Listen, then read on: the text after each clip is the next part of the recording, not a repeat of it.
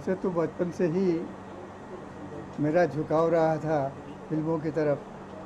कुछ करना है, कुछ बोलना है, कुछ करना है, सिर्फ बैठे नहीं रहना है। और अगर लेखक बनना है तो लेखकीय जो गुण होता है वो भी बहुत ज़रूरी होता है, ताकि आप लिख सकें, आप लोगों को बता सकें लिखकर। तो उस तरह का चांस मुझे मिला, उस तरह का सौभाग्य मुझे मिला, और मैंने आगे चलते चलते ये किताब आखिर में भोजपुरी फिल्मों का इतिहास तैयार हुई। ये किताब और छप कर अभी आप लोगों के सामने, आप लोगों के हाथों में प्रस्तुत है। राजन जी, इसके सोर्सेस इकट्ठा करने में आपको कितना वक्त लगा और पुस्तक को पूरा अंजाम तक पहुंचाने के लिए कितना वक्त लगा, लिखने में कितना वक्त लगा? ये तो बहुत बड़ा सवाल है और बहुत बड़ा इसका उत्तर भी आएगा, क्योंकि मैटर इसमें बहुत ज़्यादा है और इसके लिए पूरा स्टडी करना बहुत ज़रूरी है। बिना स्टडी किए हुए किसी बात को अगर करना है, बताना है आपको किसी के बारे में, तो उसका प्लस माइनस सब सारी चीज़ों का गुणगान करना ज़रूरी होता है। तो वो सारी चीज़ों को ध्यान में रखते हुए मैंने लिखना शुरू किया।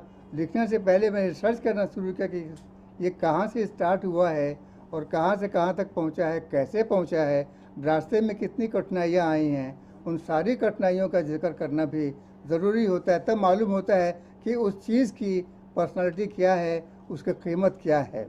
ये जानना बहुत ज़रूरी होता है। इसलिए मैंने जब शुरू किया काम, तो इसमें आप सोच सकते हैं कि 50 साल का हिस्ट्री लिख रहा हूँ मैं, तो 50 साल के लिए तो कम से कम आपको कई महीनों की इसमें ज़रूरत पड़ेगी। स्टडी करके, अच्छी तरह से मीमांसा करके, फिर उसके बारे में प्लस माइनस लिखना ज़रूरी हो जाता है।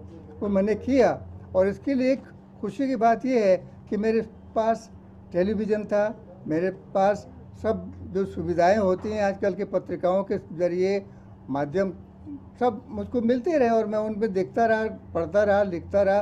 कंटिन्यूअसली, रेगुलरली मैं इसको पढ़ता रहा, देखता रहा, और जो भी इसमें परिचय, जो भी इसमें परिवर्तन आता गया, वो सारी चीज़ों का जिक्र मैंने किया। अब जैसे इसमें मैंने देखिए, मैंने ये लिखा है कि ये 1962 में ये फिल्म बनी, गंगा मैया तो पियरी चढ़े, पहली भोजपुरी फिल्म। लेकिन जन्म से पहले 31 साल पहले 1931 में पहली हिंदी फिल्म बनी थी, बोलती फिल्म आलम आरा।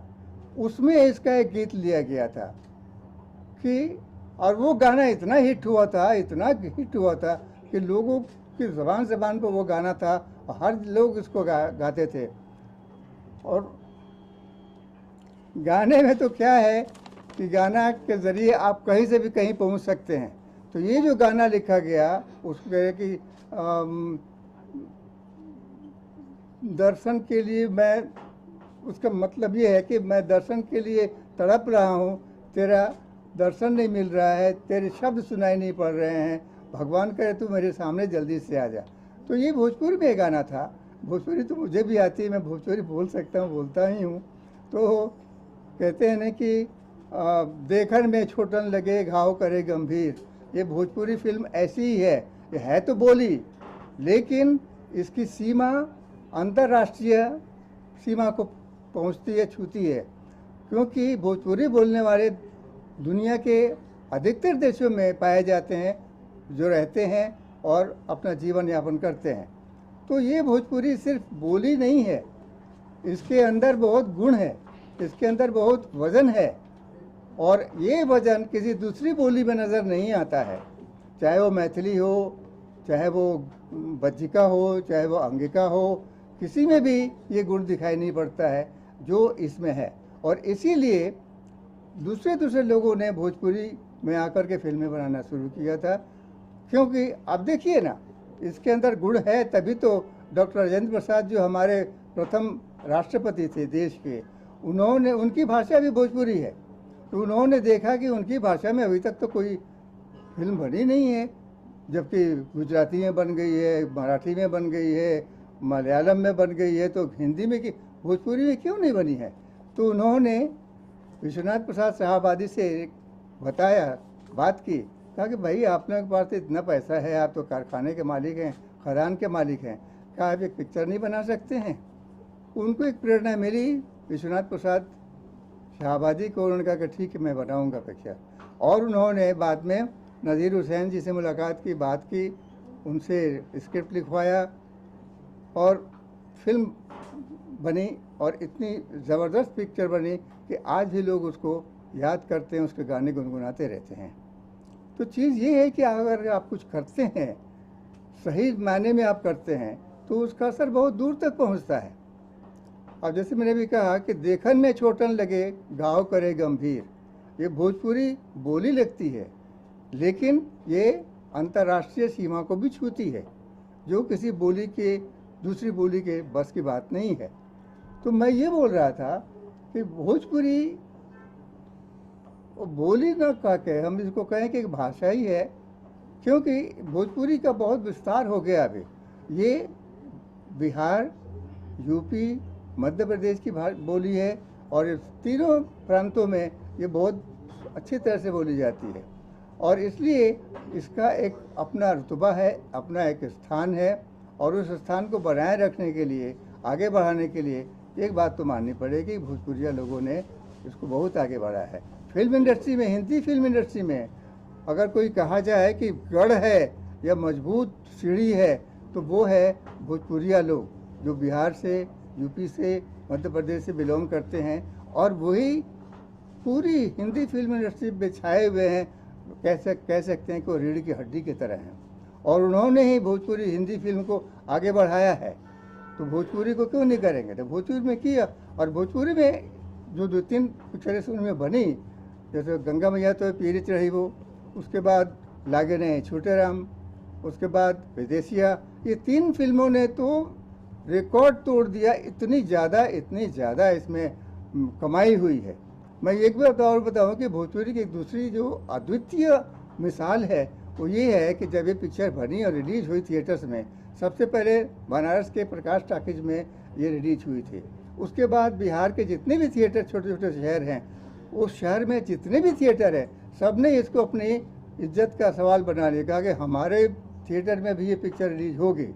तो जितने भी थिएटर थे उस शहर में, वहाँ के सारे थिएटर में ये पिक्चर लगी, जो आज तक।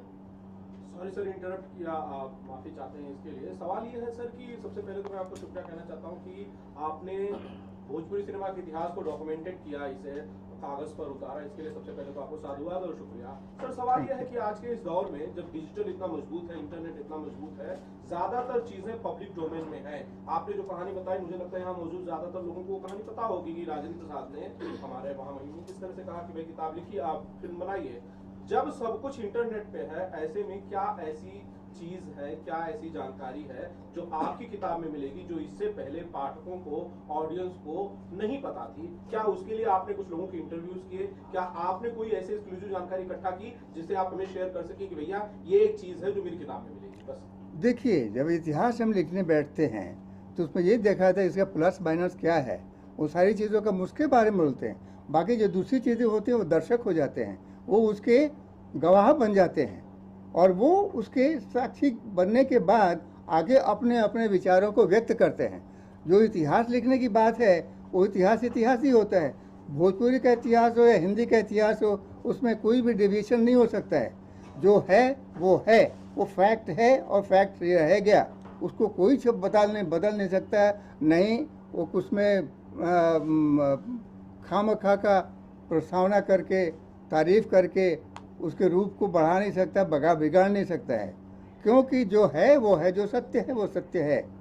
तो हम तो यही मानते हैं कि भोजपुरी में आज तक जो कुछ भी हुआ है, जो पर्दे पे उतरा है, जो प्रकाशित होकर के आया है, उसका जो रूप है वो वहीं तक रहेगा। उसके बाद जो टेक्नोलॉजी बढ़ती जा रही है, उसके अंदर प्रचार होता जा रहा है, विकास होता जा रहा है। वो जो विकास है वो फिल्म में जो बन चुकी है, वहाँ जो टेक्नोलॉजी है, टेक्नोलॉजी का ही हम उपयोग कर सकते हैं। बाकी जो दर्शक है देख रहे हैं, उनको पता चलता है कि टेक्नोलॉजी का कितना उपयोग हुआ है। उसके बारे में कुछ कहा नहीं जा सकता। कहना है तो इतिहास ही लिखिए या तो फिर दूसरी किताब लिखिए। लेकिन अगर भोजपुरी का इतिहास लिखते हैं तो हम भोजपुरी के बारे में ही लिखेंगे, हम किसी और चीज़ के बारे में नहीं लिख सकते। अगर लिखेंगे तो फिर उस जो उद्देश्य है किताब लिखने का, भोजपुरी का इतिहास लिखने का, वो उद्देश्य बेकार हो जाएगा। इसीलिए जो इतिहास में लिखा गया है वही लिखा जाएगा और वही सत्य है। सत्य को हम छोड़कर कहीं और नहीं भटक सकते। इसलिए जो कुछ भी आपने कहा है, मुझे इस बारे में आपको बताने की ज़रूरत इसलिए पड़ गई है कि ताकि भोजपुरी क्या है, उसका रूप क्या है, गोरा है, काला है, नाटा है, लंबा है, मोटा है, पतला है, वो उसका आप विवरण देंगे ना, तो उसके बारे में हम लिखेंगे। किसी और के बारे में हम नहीं लिख सकते हैं। अगर हम लिखेंगे तो विषयांतर हो जाएगा, और विषयांतर का मतलब होता है कि आपने जो लिखना था, आपने जो लिखा वो बेकार हो गया। इसीलिए भोजपुरी में जो कुछ भी लिखा किया है, हुआ है, बनाया गया है जो फिल्मों के ज़रिए, वो उसका जो खाका है, उसका जो लेखा जोखा है, वही मैंने उसमें किताब के ज़रिए आप लोगों तक, मतलब पाठकों तक पहुंचाया है मैंने। सर मैं आपसे सवाल करना चाहता हूँ जी। आपने जो लिखा है उसकी मैं सराहना करता हूँ, बहुत अच्छा किया है, बहुत अच्छी चीज लिखी है। लेकिन मैं जानना चाहता हूँ कि ये जो दुनिया है तेजी से बदल रही है, डिजिटल हो चुकी है पूरी तरह से, तो पाठक वर्ग, जो पढ़ने वाले पाठक वर्ग है, मुझे लगता है बहुत कम हो गए हैं, डिजिटल पे ज्यादा है। तो आपने कुछ तैयारी की डिजिटल पे, क्योंकि पाठक वर्ग तो कम है, पढ़ने वाले लोग कम है। देखिए, जो लेखक है, लेखक का काम क्या है, पाठक का काम क्या है, हर एक की अपनी अपनी भूमिका है, हर एक की अपनी अपनी जिम्मेदारी है, और उस सीमा को वो पार करके नहीं जा सकता है। अगर वो जाएगा तो पाठक नहीं रहेगा, अगर वो जाएगा तो लेखक नहीं रहेगा, अगर वो पार जाएगा, क्रॉस करेगा, तो दर्शक भी नहीं हो सकता है। कि दर्शक कितना देखेगा, कहाँ तक देखेगा? उसकी आंखों की अपनी एक सीमा होती है, पहचान होती है। अगर उसको नहीं पहचान सका ठीक से, तो फिर तो व्यक्तित्व का कोई ठीक से नहीं हो सका। उसका व्यक्तित्व का जो भी आप चित्रण कर रहे हैं वो सही ढंग से नहीं जाएगा लोगों तक। इसलिए हर एक की अपनी अपनी सीमा है, और हर एक को अपनी अपनी सीमा में ही रह के सारा काम करना है, तभी उस व्यक्ति का, उस वस्तु का रूप जो है, सही रूप, वो उभर कर लोगों के सामने आता है। तो अभी जो टेक्नोलॉजी की बात कर रहे हैं, वो टेक्नोलॉजी अलग है, लेखन अलग है। लेखन अगर जाए तो यूट्यूब है, पहले तो यूट्यूब नहीं था, अब यूट्यूब आया है। अब इसी हिसाब से आगे हम बढ़ते जाएंगे, उसी तरह से टेक्नोलॉजी बढ़ती जाएगी और उसका प्रदर्शन लोगों तक पहुंचता जाएगा। लेखक का काम है लिखना, वो उसके हाथ में कलम है, उस कलम का जितना भी सहारा ले सकता है, जहाँ तक वो पहुँचा सकता है लोगों तक, वहाँ तक वो पहुँचाने की कोशिश करता है। बाकी रहा दर्शक, बाकी रहा पाठक, उनका भी अपना अपना बंधा हुआ रोल है, बंधी हुई उनकी भूमिका है, जिम्मेदारी है, उस तक वो भी रहेंगे तो ठीक है।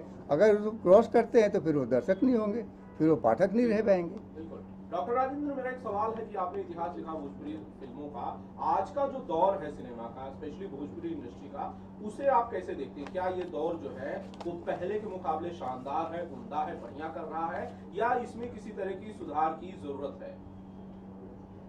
देखिए, हम लोग मानते हैं परिवर्तनशील दुनिया है, और हर चीज़ में परिवर्तन बहुत ज़रूरी होता है। उसका रूप, श्रृंगार, सब कुछ बदलता रहता है। एक ही जगह, एक ही तरीके से उसका रूप आप 50 साल तक, 100 साल तक नहीं खींच सकते हैं।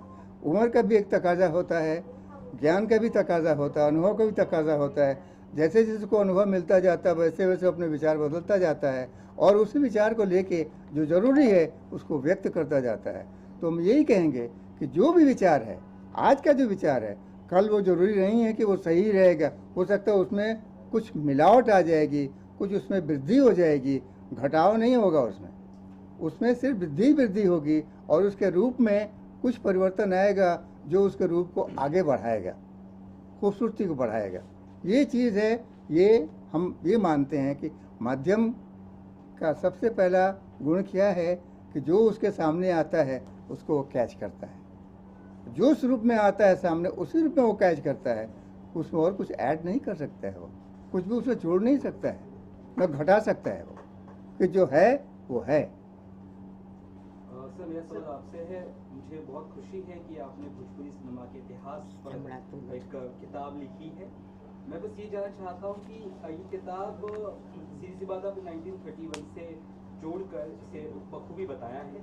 1931 से कब तक का इतिहास आप भोजपुरी सिनेमा का इसमें दर्शकों के लिए पेश कर रहे हैं? हमने अभी तक इसे 2008 तक किया हुआ है, क्योंकि हमने, देखिए, इतिहास लिखने का अभी एक वो क्या कहते हैं, आवश्यकता है और गुण है।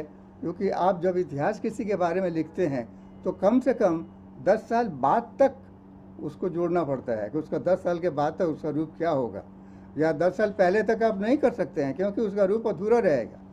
मान लीजिए 2005 तक आपने अगर इतिहास लिखा है तो उसको आप 2010 तक 2012 तक आगे बढ़ेंगे, 5 साल 7 साल आगे बढ़ेंगे, तब जाके उसका रूप जो 2005 का है वो सामने आएगा, नज़र आएगा।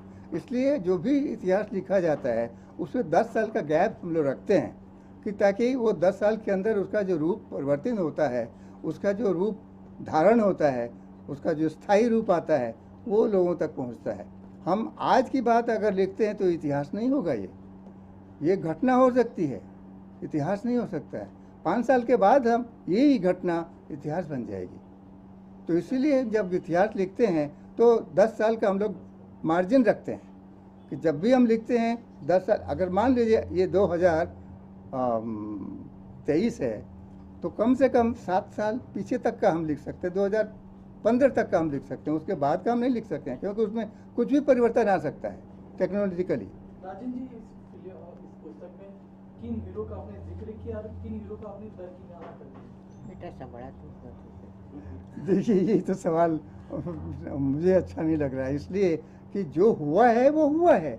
जिसने रोल किया है उसने रोल किया है, जिसने रोल नहीं किया है उसको हम कैसे रोल दे सकते हैं जिसका नहीं है। कि आपने बात की है तो उसमें 2008 के बाद कई सारे जो ऐसे कलाकार हैं, खेसारी लाल और भी तरीके के कलाकार। देखिए खेसारी लाल 2008 के बाद के हैं, उससे पहले के नहीं है। अगर हैं तो उस वक्त उनकी बनावट हो रही थी, वो बन रहे थे।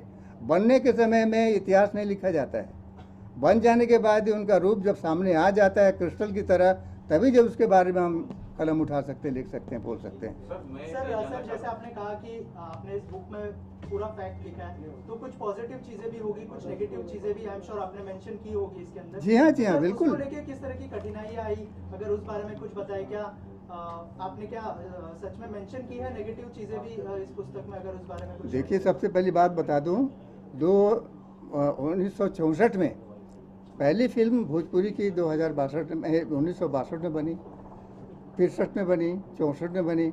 2 साल तक तो भोजपुरी फिल्म का तो बाबा था, जलवे थे। उसके बाद उसका डाउनफॉल शुरू हो गया 2 साल के बाद ही। क्यों? क्योंकि ये जो अधकुचरे लोग होते हैं ना, पैसा उनके पास होता है, ज्ञान नहीं होता है, तकनीक नहीं होती है, वो कूद पड़े भोजपुरी फिल्मों को बनाने में कि चलो हम फिल्म बनाते हैं। डायरेक्टर अधकचरा, टेक्नीशियन अधकचरा, राइटर अधकचरा, जिसको अरे पैसा इकट्ठा करना है ना, पैसा कमाना है, लोग पागल है पैसा के लिए, तो चलो बनाते हैं। तो नतीजे क्या हुआ, 1964 के बाद फिल्में खत्म होने लगी। 1968 के बाद तो एक भी फिल्म नहीं मिली, बनी नहीं, बंद हो गई सब। 1977 तक 10 साल के पीरियड में एक भी फिल्म नहीं बनी है। क्यों? क्योंकि लोगों में लालच आ गई, लोगों में पैसा बनाने का, अरे कुछ तो दीजिए, आप कुछ देंगे, कुछ ध्यान त्याग करेंगे तो आपको कुछ मिलता है और उसका फल भी मिलता है। आप त्याग ही नहीं करेंगे, आप लूटने के चक्कर में रहेंगे तो आपको क्या मिलेगा? नतीजा ये हुआ कि भोजपुरी फिल्म बंद हो गई 10 साल तक। 1977 में फिर से 10 साल के बाद, 10 साल ही कहेंगे ना, वो जो पिक्चर थी दंगल करके आई पिक्चर, और रंगीन बन के आई। क्योंकि अगर वो ब्लैक एंड वाइट होता तो शायद लोगों में उतना इंटरेस्ट नहीं आता, लेकिन उस इंटरेस्ट को क्रिएट करने के लिए दंगल को रंगीन बनाया, और वो पिक्चर इतनी सुपरहिट हुई कि फिर से दूसरी गाड़ी भोजपुरी फिल्मों की चालू हो गई, दूसरा दौर शुरू हो गया। और ये 1977 से लेके 1979 तक ये पिक्चर का दूसरा दौर चलता रहा, और एक के बाद एक टेक्निक। अब सोचिए ना, फिल्में हर साल बढ़ती गई। 1986 में 19 फिल्म बनी है, जो आज भी रिकॉर्ड है, किसी भी बोली भी इतनी बड़ी फिल्म नहीं बन पाई है। एक साल में 19 फिल्म बनाना कोई छोटी बात नहीं है। सर मैं ऐसी कोई रोचक जानकारी मेरे पास एक है, जैसे कि भोजपुरी गायक गाने की वजह से और फिल्मों की वजह से मनोज तिवारी को हिंदुस्तान के बाहर डाक टिकट इशू हुआ था, जो बहुत बड़ी बात है। ऐसी कोई रोचक जानकारी है इस पुस्तक में तो आप जरूर बताइएगा। अरे भाई, एक रोचक ही है ना। अमिताभ जो बच्चन आपको को अच्छी लगी सर, अमिताभ बच्चन को छोड़ा ना, अमिताभ बच्चन भाग के चले आए कि हम भोजपुरी फिल्म करना है, हमको एक्टिंग करना है। मिथुन चक्रवर्ती चले आए कि हमको एक्टिंग करना है भोजपुरी में। क्यों दूसरी फिल्मों में नहीं गए, दूसरे भाषाओं में नहीं, बोली में नहीं गए, क्यों भोजपुरी में ही आए? आप, मैं कहने का मतलब है कुछ तो आपके अंदर कोई खास बात है, तभी तो लोग आएंगे ना। रवि किशन क्यों आ गए, हीरो बन गए वो, क्यों इतनी जल्दी बन गए वो? सोचने वाली बात है ये कि आपके अंदर कोई गुण है कि आप लोगों को प्रोजेक्ट करते हैं, आप लोगों को हाईलाइट करते हैं, और उस तरह से हाईलाइट करते कुछ कोई गलत चीज़ नहीं है। आप जो हैं वही उसको फोकस में मार डालता है और वही लोगों तक दिखाई पड़ता है और लोग उसको पसंद करते हैं। सर, उनका ये कहना है कि आपने मनोज तिवारी जी के लिए कुछ इसमें कुछ लिखा है कि उनके बारे में कुछ बातें। बिल्कुल, मनोज तिवारी भी तो उनके बारे में भी लिखा हुआ है। सर, ये भोजपुरी फिल्मों आप पढ़ेंगे तो आपको पता चलेगा उसमें है कि नहीं। जी जी, गिरावट आई भोजपुरी फिल्म में, उसको जिसको जिम्मेदार किसको मानते हैं? देखिए, उसके लिए जिम्मेदार कौन है? मैं वही तो बोल रहा था कि कचरे लोग अंदर हो गए, पैसा लेके चले आए, लोगों को पैसा चाहिए था और चले आए, अधूरा ज्ञान लेकर के चले आए। न उनको टेक्नोलॉजी की मालूम थी, न उनको कोई आगे का कहानी के बारे में कोई, न डायरेक्शन, न राइटर, सबके सब ऐसे थे। तो इनसे क्या चलेगा? कोई भी चीज़, अधूरी चीज़ आप लेके आएंगे, अधूरा ज्ञान लेके आप आएंगे, तो जो प्रोडक्ट सामने आएगा उसको कौन लाइक करेगा? कोई भी लाइक नहीं करेगा। राजेंद्र जी, आज के जमाने में कोई कचरा है आपकी नजर में? एक मिनट, जो सवाल आप कर रहे हैं उसी सवाल का अगला स्टेप है कि आपने 2008 तक इतिहास लिखा, इसके बाद का भविष्य आपको कैसा दिखाई पड़ रहा है भोजपुरी का? देखिए, अभी जो कुछ भी दिखाई हम जो देख रहे हैं, हाँ। पहली बात एक तकनीक बदल गया है, टेक्नोलॉजी बदल गई है, बोलने का, कहने का सब कुछ चेंज होता जा रहा है।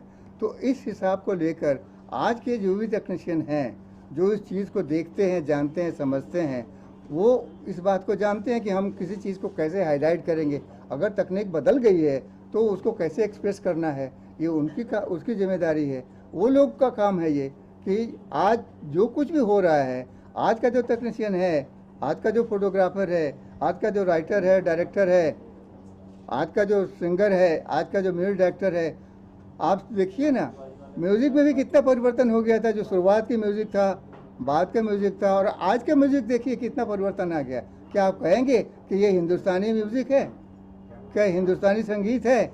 आज आप कह सकते हैं उसको गाना सुनकर? क्यों? क्योंकि परिवर्तन दुनिया का नियम है। आज जो भी है कल जाके बदल जाएगा वो। तो इसलिए हम जो कुछ भी कर रहे हैं, जो कुछ भी कह रहे हैं, वो सिर्फ हम रिकॉर्ड कर रहे हैं कि जो हो रहा है उसी को हम रिकॉर्ड करके आप तक पहुंचाते हैं, है ना?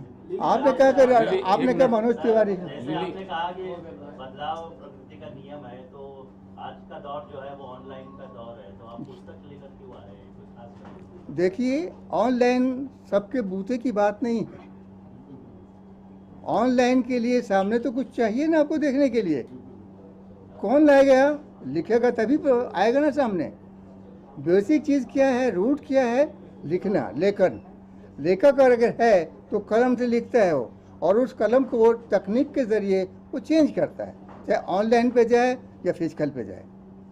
चीज़ तो वो है, आप तक वो चीज़ पहुंच कैसे रही है, उस टेक्निक की सबसे बड़ी खूबसूरती है, ज़रूरत है उसकी। लिली जी, आप कुछ कहना चाहेंगे? लिली जी, मैडम, वो आपने जो भोजपुरी नृत्य नाटिका की थी, वही दैया, हाँ, उसके बारे में लोगों को बताइए। मुझे तो याद नहीं है भाई। जब मैं when I was a young, जब मैं छोटी थी, हीरोइन थी, तभी मैंने वही दैया की थी। अभी मुझे कुछ भी याद नहीं है। उसका एक मुखड़ा याद है, क्योंकि at that time I was a dancer. तो नृत्य नाटिका थी और कोई भोजपुरी प्रोड्यूसर ने बनाई थी ये नृत्य नाटिका। तो उसमें राज कपूर साहब चीफ गेस्ट बन के आए थे, और इन्होंने काफ़ी सारी भोजपुरी भाषा भी की थी, आर्टिस्टों की भी की थी, सबकी की थी। और इसमें मैं हीरोइन का रोल कर रही थी। इसमें एक गाने का मुखड़ा मुझे याद है, वो थोड़ा सा गलत हो तो पता नहीं। घूंघट है एक शाम सलोना, नैन है दो तारे, ज्यादा ना तड़पाओ गोरी, हम है रूप के प्यासे, के घूंघट खोलो ना, के घूंघट खोलो ना। ऐसे ही नृत्य नाटिकाएँ होती थी, उसमें मैंने काम किया था। भोजपुरी पिक्चर में अभी तक मुझे कोई प्रोड्यूसर ने बुलाया नहीं तो otherwise I am very interested to do the different type of role. Sanjay भाई पिक्चर बनाएंगे और मेरे बाजू में भी एक प्रोड्यूसर बैठा है, वो भी बनाएंगे और बुलाएंगे तो ये एज में भी मैं तो टिल माय डेथ में स्टेज की रंग देवता की पूजा करना चाहती हूँ। बुलाएंगे तो काम करने जाएंगे, नॉट डिफिकल्ट। कोई भी लैंग्वेज में काम करो, मुश्किल नहीं होता है। सर आप हाँ जी, आप क्या कहेंगे आपकी तरफ से, क्या विशेष है, क्या कुछ कहना चाहिए? नहीं, मैं इतना कहना चाहूँगा कि आप सभी बात अभी कर रहे थे कि डिजिटल का ज़माना है और उसमें ये बुक लिखी गई है, तो सबसे पहले तो बहुत बहुत इनका अभिनंदन करना चाहिए कि उन्होंने इतनी मेहनत की डिजिटल के ज़माने में। और जो बुक पढ़ने वाले हैं वो बुक ही पढ़ते हैं, कितना भी मोबाइल लेके आओ, मोबाइल पे 50 बार उंगली घुमाओ, ये घुमाओ, बहुत मगजमारी है। तो मेरे हाथ में अगर बुक आएगी तो मैं पहले बुक पढ़ूंगा। तो बहुत बहुत धन्यवाद है इनका कि ऐसे डिजिटल के ज़माने में इन्होंने बुक लिखी है और ये उम्र के पड़ाव में, तो उनके लिए बहुत बहुत धन्यवाद करना चाहिए इनका। मैं एक दो शब्द कहना चाहता हूँ भोजपुरी के बारे में। लेखक तो सबसे बड़ा होता है, जो हर चीज भोजपुरी लेखन पे ही रहती है ना। स्टोरी अच्छी है तो कचरा भी चल सकता है। जब भोजपुरी के इतिहास के लेखक is a backbone of the story. वो लेखक हो चाहे वो गीतकार हो, ये सब बैकबोन ही होते हैं। और वो जो चित्रित करते हैं, बताते हैं कि हम किस रूप में हैं और कहाँ जा रहे हैं। अब आपको बताया मैंने कि जब भोजपुरी का सपना चढ़ा और लोगों ने भोजपुरी में फिल्में बनानी शुरू, भोजपुरी शब्द को लेकर, भोजपुरी टॉपिक को लेकर हिंदी में फिल्में बननी शुरू हुई थी। उस वक्त एक फिल्म बनी थी खिड़की में एक गाना रखा गया था, भोजपुरी में गाना था, वो हिंदी फिल्म थी, भोजपुरी में रखा गया था और वो था गांधी जी के ऊपर। ए हो दुल्हनिया तू जाओ बजरिया, लाओ चुनरिया से खादी की, क्या खादी की, हाँ खादी की, जय बोलो महात्मा गांधी की, और जय बोलो महात्मा गांधी की। ये चीज़ है। तो जो ज़रूरत है उसी का चित्रण होता है और वही पब्लिक तक पहुंचाई जाती है। पब्लिक उसको पसंद करती है, गलत चीज़ पब्लिक कहीं पसंद नहीं करती है। देखिए, मैं बेसिकली फाइनेंस से हूँ, प्रोड्यूसर भी हूँ, लेकिन भोजपुरी पिक्चरों का अभी रीजनल फिल्मों का टाइम अच्छा है। और अगर पिक्चरें बनेगी और अच्छी पिक्चरें बनी, फिर सब्जेक्ट अगर अच्छे हो तो डेफिनेटली भोजपुरी पिक्चरें भी चलेगी। और जो प्राइसिंग हो गई है उसको कंट्रोल करना बहुत ज़रूरी है। जो अभी हिंदी का देखकर भोजपुरी लोग भी, एक्टर भी उतना ही मांग रहे हैं और पैसे का जो ये हो गया, जब तक कि पिक्चर देखने वाले नहीं जाएंगे तो कितना भी पैसा लगाओ तो कोई फ़ायदा नहीं है। पिक्चर देखने वाले जाना चाहिए थिएटर में, और ये सब पिक्चरें थिएटर की है। ये इस पे जब आना ही है, किस पे डिजिटल पे आनी है, वो बात की है। पहले थिएटर में आदमी जाना चाहिए और थिएटर में लोग नहीं जा रहे, ये सब में बड़ी दिक्कत है। मेरे ख्याल से मैं गलत नहीं हूँ, अब तो सब पार्टनर हो गए, सब फिर केसारी हो, मनोज तिवारी हो, सब पार्टनर बन गए। तो ये गलत है सर। एक जमाने में सिर्फ हीरो होता था, कभी प्रोड्यूसर नहीं होता था। ये हिंदी का ही सीख के सब लोग उधर गए। सलमान पार्टनर हो, हाँ, वो पार्टनर तो हिंदी नहीं सिखाया है सबको। मनोज तिवारी गायक होते हुए भी हीरो बन गए। आप ये बताइए, मनोज तिवारी गायक होते हुए भी हीरो बन गए, कैसे बन गए? कहीं तो कुछ हुआ है, तालमेल तो कहीं कुछ हुआ है ना। पहले के लोगों में ये तालमेल नहीं था, वो सीधे लोग थे। अब सब प्रोड्यूसर बन गए सर, अब सब प्रोड्यूसर बन गए। वो प्रोड्यूसर, जो एक्टर प्रोड्यूसर बने, उनको बोलो पैसे लगाए, वो पैसे नहीं लगाए। अब आप देखिए ना, फिल्मों का बजट कितना आगे बढ़ गया है। क्यों?